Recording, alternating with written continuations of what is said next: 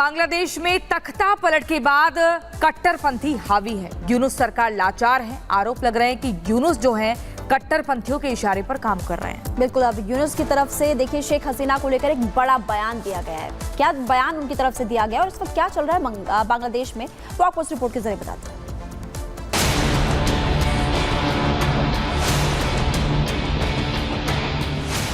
बांग्लादेश का अस्तित्व है तो सिर्फ भारत की वजह से। बांग्लादेश जिसके निर्माण में भारत की बड़ी भूमिका रही, बांग्लादेश जो भारत की उंगली पकड़कर आगे बढ़ा, अब वही बांग्लादेश भारत को आंखें दिखा रहा है। वही बांग्लादेश भारत को बताने की हिमाकत कर रहा है कि भारत को क्या करना चाहिए और क्या नहीं।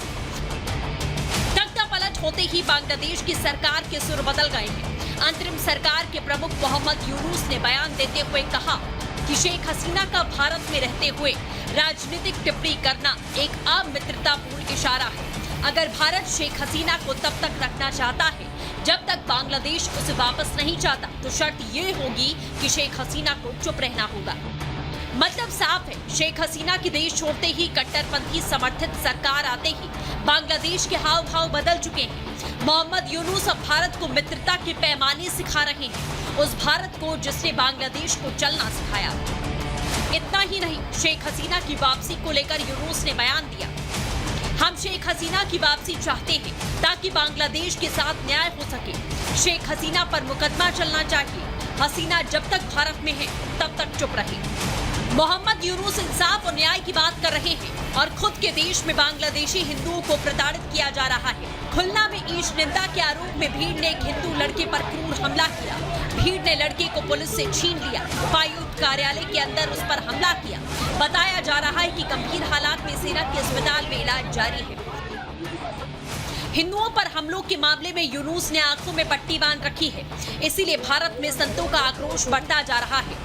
हिंदू संगठनों ने गृह मंत्री अमित शाह से मुलाकात कर बांग्लादेश के हिंदुओं के समर्थन में कदम उठाने की मांग की। सभी देशों को आगे आना चाहिए और समस्त अखाड़ों को आगे आना चाहिए और समस्त भारत की संत समाज को भी आगे आना चाहिए और आवश्यकता पड़े तो वहाँ जाकर कूच भी करना चाहिए। वहाँ जो कुछ हो रहा है पूरा संत समाज चिंतित है।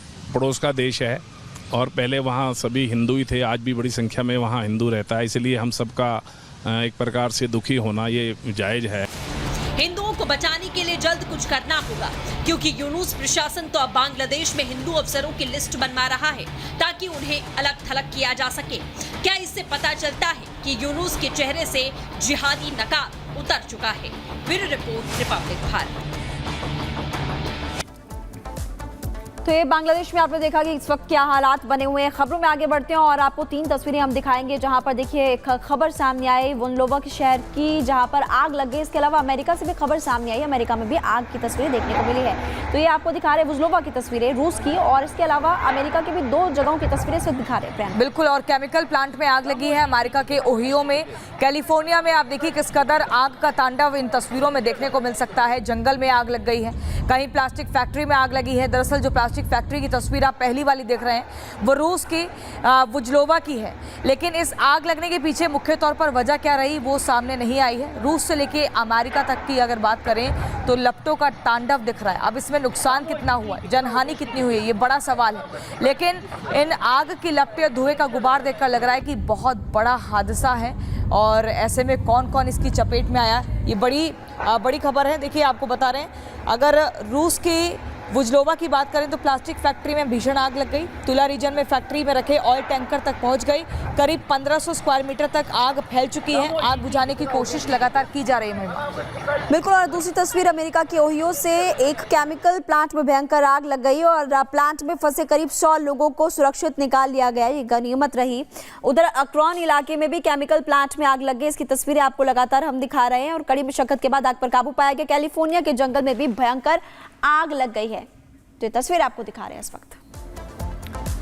और चलिए इसी बीच अब अगली खबर का रुख करते हैं। उत्तर प्रदेश की एक खबर जहां पर एनकाउंटर को लेकर जमकर सियासत अब शुरू हो गई। अभी हाल ही में यूपी पुलिस ने सुल्तानपुर में एक अपराधी का एनकाउंटर किया, तो इसके बाद सपा के नेताओं को मिर्ची लगने लगी। उनको दुख हुआ कि आखिर ये एनकाउंटर क्यों किया गया, क्योंकि इस पूरे मामले को लेकर प्रियंका हम देख रहे हैं जमकर राजनीति की जा रही है, बयानबाजी तेज होते हुए नजर आ रही है। किसकी तरफ से क्या कुछ कहा गया और मामला क्या है, रिपोर्ट आप देखिए।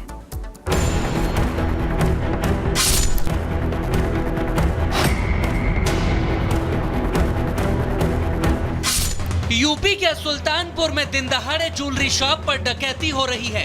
ये डकैत 5 करोड़ के गहने और कैश लेकर रफू चक्कर हो जाते हैं तो अखिलेश यादव सामने आते हैं और कहते हैं कि बीजेपी राज में अपराधियों का अमृतकाल चल रहा है। लेकिन योगी की पुलिस एक्शन में जुटती है और फिर आरोपियों की धरपकड़ हो या एनकाउंटर दोनों कर दिया जाता है। मुठभेड़ में मुख्य आरोपी मंगेश यादव मारा जाता है तो अखिलेश के सुर बदल जाते हैं। वो इस एनकाउंटर का जातिकरण करने लग जाते हैं। अखिलेश के सुर कैसे बदले वो देखिए कि जब डकैती हुई तो उन्होंने कहा कि बीजेपी राज में भ्रष्टाचार और अपराध की जुगलबंदी है। तो जब मंगेश यादव का एनकाउंटर होता है तब अखिलेश कहते हैं कि नकली एनकाउंटर में जात देखकर जान ले ली गई। यानी अखिलेश के मुताबिक डकैती हुई तो बीजेपी सरकार दोषी और आरोपी का एनकाउंटर हो गया तो भी योगी सरकार दोषी। ये तो सियासत का उसूल है, खासकर सपा की। तभी तो योगी और अखिलेश में चाहे एनकाउंटर हो या बुलडोजर टक्कर हो ही जाती है। बुलडोजर जैसी क्षमता और दृढ़ प्रतिज्ञा जिसमें हो वही बुलडोजर चला सकता है। दंगाइयों के सामने नाक रगड़ने वाले लोग बुलडोजर के सामने वैसे पस्त हो जाएंगे। बुलडोजर में दिमाग नहीं होता है, स्टीयरिंग होता है। उसमें स्टीयरिंग से चलता है बुलडोजर। उत्तर प्रदेश की जनता कब किसका स्टीयरिंग बदल दे या दिल्ली वाले कब किसका स्टीयरिंग बदल दें।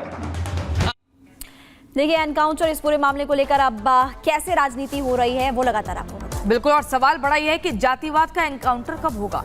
इन्हीं खबरों के साथ जाग उठा भारत में फिलहाल इतना ही। रुकना होगा एक छोटे से ब्रेक के लिए, कहीं मत जाइए। खबरों का सिलसिला रिपब्लिक भारत पर लगातार जारी है।